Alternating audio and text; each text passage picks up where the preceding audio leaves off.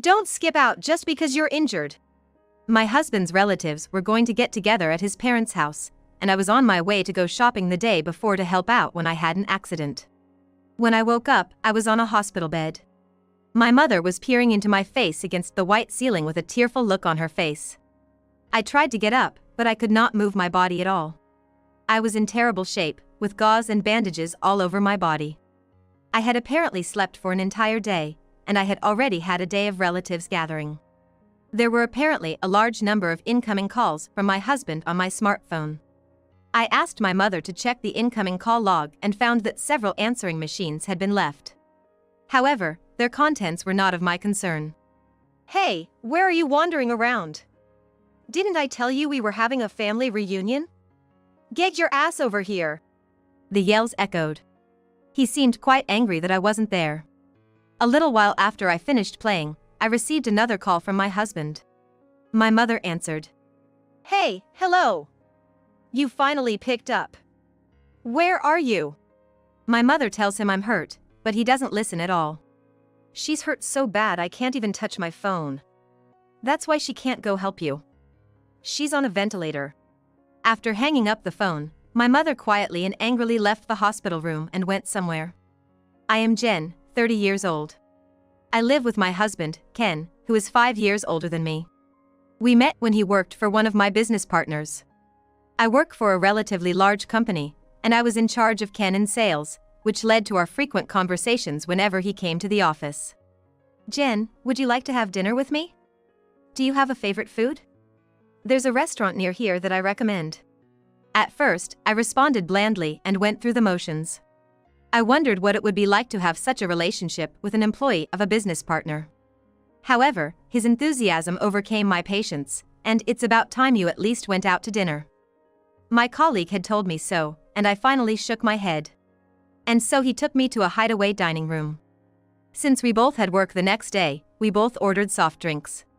Even without alcohol, however, the conversation with Ken was fast-paced. This is an artist I've been listening to a lot lately. I like this song too. On my days off, I spend most of my time at home reading books and watching movies. I understand, I am also an indoor person. By the way, my favorite movie is... We had so many interests in common that we talked without losing track of time. Until that day, he was just a business partner, nothing more, nothing less, but after that day, I had a completely different impression of him as a nice person to talk to. We went out for dinner several times after that. We had only been going out after work, but then he asked me, Jen, would you like to go see a movie with me sometime? And we decided to meet around noon on our day off. We were supposed to have lunch first, watch a movie, have tea, and break up that day, but when we left the cafe, Ken asked me if I wanted to go to the park. There he confessed his feelings for me. He was so enthusiastic in his approach to me that I had somehow fallen in love with him as well, and we ended up going out. After 2 years of dating, Ken proposed to me and we got married, and my family name was changed to Miyahara. My in-laws and my sister-in-law, Sarah, were very kind and immediately relieved my nervousness and anxiety. Sarah, in particular, has taken good care of me. Are you okay? If you need any help, just let me know. Every time we saw each other, she worried about me. I was sure she was a kind and caring person. I smiled at her and said, don't worry. Ken is kind too, and I am very happy every day, I told her. Then she had a complicated expression on her face, one of relief, but also one of confusion as her eyebrows lowered. The reason for this look would become clear a little later. We did not live together before we got married. We started living together after we were registered, and then Ken's behavior changed. He would say, hey, where's the food? Why isn't my shirt ironed? He began to show a kind of arrogant attitude toward his husband, saying things like, you make less money than me anyway, so you should take care of the housework for me. It's about Ken, how did he live when he lived alone? I had a chance to meet with Sarah alone, so I decided to ask her. If someone who knew nothing about it had asked her, she would have looked at me suspiciously and said, you were doing it yourself, weren't you? But it seemed that it had occurred to her. Even if she didn't say it out loud, the look on her face said, I knew it. In fact, Ken had a bit of a selfish disposition. Even when he was at home, he never helped out at all, saying, housework is for women. Even when he lived alone, he hired a housekeeper to do the housework. Sarah let out a big breath of exasperation. When we were dating, we only saw each other a few times a month, and we had never been to each other's homes before, so I had no idea. Here I finally understood why she worried about me so often. But I had a faint hope that he would surely change after the birth of our child. A little after we were married, I found out that I was pregnant. I rubbed her belly with new life and told her about it, and he was delighted. However, he never showed any sign of concern for me after that. He would tell me to do it without hesitation, even when I had to carry heavy things to clean up the mess. Eventually, morning sickness made me so nauseous that I could no longer move properly, so I had to quit my job. Then Ken started saying to me every day, "You don't even work during the day, and I'm the one who provides for you, so it's only natural that you do the housework, right?" He began to say, "You don't work during the day. I'm worried about my stomach when I'm cleaning the bathroom or doing housework that requires me to squat or stand, so I'd like you to take over." I asked him to do so, but he would not listen to me. The smell of food made me nauseous, and as the days when I could not cook increased, I asked her to buy some lunch and eat it, but she just kept yelling at me, "You want me to eat cold food?" He would yell at me and pull my arm to make me stand in the kitchen. "It's just for now. He will change when the baby is born." I believed that, and the day of the birth arrived. But he didn't change. He made me, who had just left the hospital, clean up the mess he made while he was in the hospital. I don't care if my son Alex cries and screams. He never had to hold him, change his diaper, or feed him milk. Whenever he cried at night, he always clicked his tongue before going to a different room. I was at my limit to do all the housework and childcare by myself, so I asked Sarah and my own mother for help. They both gladly accepted to help. My mother, of course, is used to it, as is Sarah, an older mother with children slightly older than I. Thanks to them, I, who was always sleep-deprived, was able to take naps and manage to get by. Ken's coming home time has been getting later and later since they started coming to help me. Sometimes he would say, "I have to entertain guests," and he would not come home. Sometimes he would come home late, but now it seems to be almost every day. I understand that he is in a certain position and has certain social obligations, but is it really necessary for him to go so many days in a row? I began to suspect that he was cheating on me. I didn't think so just because he came home late. He does not usually wear perfume, but when he comes home, he starts to smell softly and sweetly. And it was the same scent every time. It's because there is someone at work who is heavily perfumed. When I questioned him about it, he brushed it off. Not having seen the decisive scene, I could not press the question any further. Then one day, I was told that Ken's relatives would be gathering at his parents' house this coming weekend. He told me, "Of course you're going to be there. It's your duty as a wife to help out," and I had no choice but to go. It was difficult to help while taking care of my son. But it was doubtful that Ken, who had never participated in childcare before, would be able to take care of him during that time. Perhaps he saw through my thinking that I would have to ask my parents-in-law or Sarah to watch him. He said, "Oh, my sister can't come because her child is sick. You'll have to take care of little one yourself, won't you?" I was nailed to the wall. He was not interested in taking care of him. It seemed that he had never developed the awareness of being a parent. There were about 10 relatives who gathered at the party. It would take too much time to cook for that many people on the day of the party, so I decided to start preparing the day before. First, I left my son with my mother to go shopping and headed to the supermarket. I was walking for a while when a strong shock hit my body and I was lying on the ground. As it was getting dark in front of me, I fainted as I saw a white car driving by at a high speed. "Oh, Jen.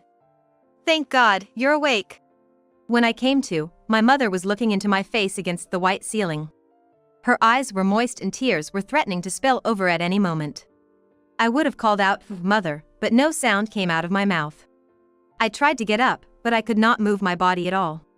Somehow I managed to move only my eyes to check my condition and found that my arms were wrapped in gauze and bandages. And an artificial respirator was attached to my mouth. The smell of alcohol from the disinfectant was wafting around me, though I could not detect it from my own body. So, I was rushed to the hospital after the accident. That shock was apparently caused by being run over. I was a little dazed from hitting my head on the ground, but I probably didn't lose my memory or anything. A doctor came to see me, probably called by my mother.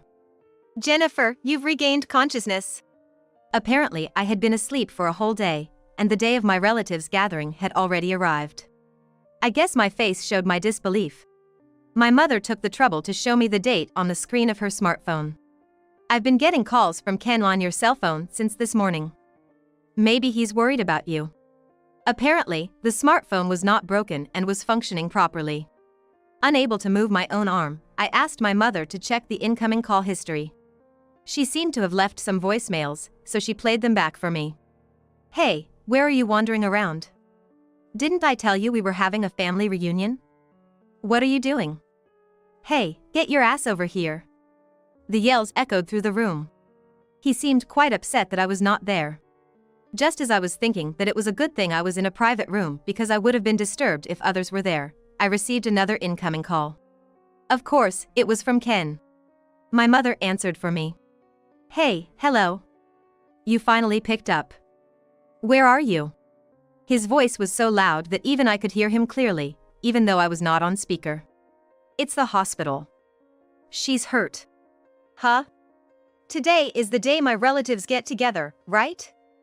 Don't skip it just because you're injured. My mother and I sounded a little alike. So he must have misunderstood me and yelled at me without even knowing it was my mother. Hey, Jen. Are you listening to me? Come here quickly. Ken, I'm Becky. I'm Jen's mother. Oh, mother-in-law. Why are you? He starts to panic when she tells him her name. He was very outgoing toward my mother and had never shown his husbandly side at all until now. Is Jen around? Please take over. As I told you before, my daughter is injured. She is so badly injured that she can't even touch her cell phone. I can't help her because she's on a ventilator. The doctor explained that I was in a dangerous condition due to the trauma from the accident. All I could see now was my arm, but I was sure that the parts of my body hidden by my bedding and clothes were also badly injured. I also hit my head, so there is a bandage wrapped around it. I can't check my face without a mirror, but there is a tingling pain, so I am sure I am injured in several places. I'm hooked up to a ventilator and is unable to talk, let alone move. After the hospital called me, I thought I called you too. I wonder why you didn't pick up the whole time. No, I was at work. All night?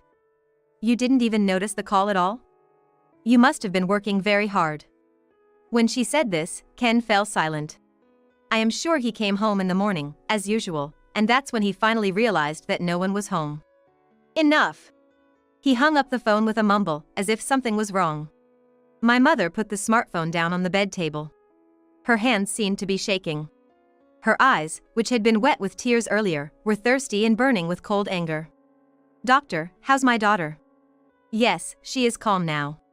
She said in the lowest tone I have ever heard in her voice, I'm going to go say something, and went out somewhere. From this point on, my mother told me the rest of the story. His relatives were enjoying themselves without me, bringing in food and having a good time. Then my mother showed up.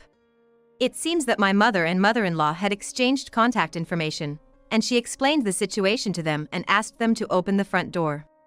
Since no one but my mother-in-law knew anything about it, they gave her a look, "What are you doing here?" Those who had never heard of my mother in the first place looked at the people around them as if puzzled as to who this person was. My daughter Jen had an accident yesterday, and she finally woke up just now, she said in front of all the relatives, and they all looked at Ken at once. They questioned him as to why he was enjoying himself here when his own wife was in such a difficult situation. He had not expected my mother to show up, so he had his mouth opened. Of course, I had contacted Ken as of yesterday, but he didn't pick up the phone once. When I pressed the phone earlier, he said, I was at work. Were you really at work all night? You told me before that your work has been quiet lately. I thought your workload shouldn't be such that you have to work overtime until that late. A relative who is close to Ken's age voiced this. Ken glared at the relative. He must have been frustrated and impatient because he said, Why are you saying this now? Ken, where were you really yesterday? My mother did not ask. That's really true. In fact, for some time I had been asking my mother if Ken was having an affair. At first he seemed incredulous, partly because of his outward appearance. But when I told him that he was coming home late and that there were traces of a woman in his life, his expression became more and more grim. That's suspicious. If Ken really was having an affair, what would you do? Divorce or rebuild? I was hesitant to part with my son because he was still young, but then I thought back to what we had been doing. Ken has never done any housework or childcare. He acts as if he does not recognize his child, and I wonder if he cannot be called a father. If that is the case, maybe it is okay to leave him. I want to divorce Ken. I don't want to be treated as a housekeeper anymore. There's no point in being with someone who doesn't care about Alex, about our family. My mother nodded emphatically at my words. Thus, we began to gather evidence of the affair. It all came together, and after being convinced of the affair, my mother asked Ken where he had been. A picture of him with the woman with whom he was having an affair, taken by a detective. I also had correspondence with the woman in his email folder on his home computer. I knew that he had been sneaking around doing something, perhaps thinking that a message app on his cell phone would be more likely to be discovered. There were messages like, "Thanks again for meeting with me today." And "When can I see you next?" And "When can I see you next?" There were messages confirming plans, and passionate words like "I love you" or "I'm crazy about you." My mother would proudly show the printed copies of these messages in front of my relatives. He also revealed that he had been disrespecting me and treating me like a housekeeper until now. Now you can't get away with this, can you? Ken's face turned pale and his fists clenched tightly, and all the relatives hurled accusations at him. How stupid. How dare you to cheat? Shame on you. At these words, Ken shrank more and more. But looking down all the time did not stop him from hearing words that were bad for him. My mother is going to get even. I'm going to ask you to divorce my daughter. At these words, he looked up vigorously, as if he had been played. Wait a minute. I didn't want a divorce. It was just a whim. Besides, just because your mother-in-law wants you to get a divorce, it's not Jen's own will. He leaned forward as if he might grab her. A relative held his shoulder. What are you doing now?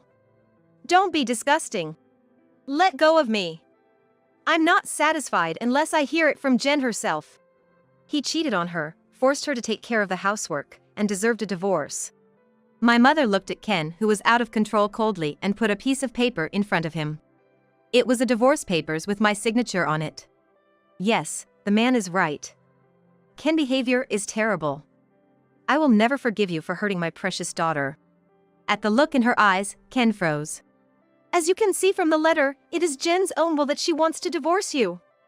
She has been discussing it with me for a long time. Oh, no. While he was being restrained by relatives, my mother left the place. Then she returned to my hospital room. I looked at her anxiously, wondering what had happened, but she told me that everything was all right and told me what had happened. Later, the divorce was finalized. I didn't want to have anything to do with him anymore, and since I was too injured to move in the first place, I left it in the hands of my lawyer. I made sure to ask for child support, as well as alimony for the affair. And as it turned out during the investigation, the cheating partner was a person I knew named Emily. I would, of course, have the cheating partner, Emily, pay as well. Emily was a receptionist at a client company that Ken frequented. Incidentally, it was a different company from the one I worked for. While she was dealing with his visits to that company, she fell in love with him. The two exchanged contact information, developed a rapport through messages, and then secretly met outside the company. She thought that Ken's secrecy when they met was due to feelings of embarrassment or shyness. She did not know that he was married. One day, when Emily found out that Ken was married, she became angry and hateful toward me. As long as I am around, he cannot date openly. She cannot get married someday. Then let's erase it. She came up with such a horrible idea. She ambushed me in her car as I was coming out of the house, and when I think back about Emily, I feel angry and wonder why I had to go through this. Naturally, I am going to charge Emily plenty of alimony. Well, it doesn't stop there. I later heard that her anger did not stop with just hurling her anger at me. To my surprise, she stormed into Ken's company. She screamed his name and broke several pieces of equipment in her rampage. She was somehow subdued and taken away by the police officers who arrived at the scene as a result of the call. She would be severely punished, along with the fact that she had harmed me. Since she revealed to me that she had been having an affair, along with Ken's name, it became known within the company. Furthermore, she was fired when it was discovered that she had made several false business trips in order to have an affair. Ken no longer had a place to rely on. His relatives had disowned him. Since that gathering, he has lost contact with the in-laws as well as his relatives. He is currently missing. Even after the divorce was finalized, my parents-in-law and Sarah came to visit me. They were very kind to me, so I am a little relieved that they have not severed relations with me. I am so sorry. We just raised him to be that way. I'm really sorry, too. If only I had been more careful. He was the one to blame, so please don't apologize. I shook my head slowly, still unable to speak, to tell them this. The guilt still lingers in them, and I may only be able to smile awkwardly, but I hope we will be able to see each other again, smiling sincerely. Sarah and I intend to continue interacting with each other as friends. After that, I recovered well and was able to leave the hospital. I returned home to live with my parents and Alex. I would like to continue to live with all of them, while enjoying the happiness of watching my favorite son grow up with my favorite family.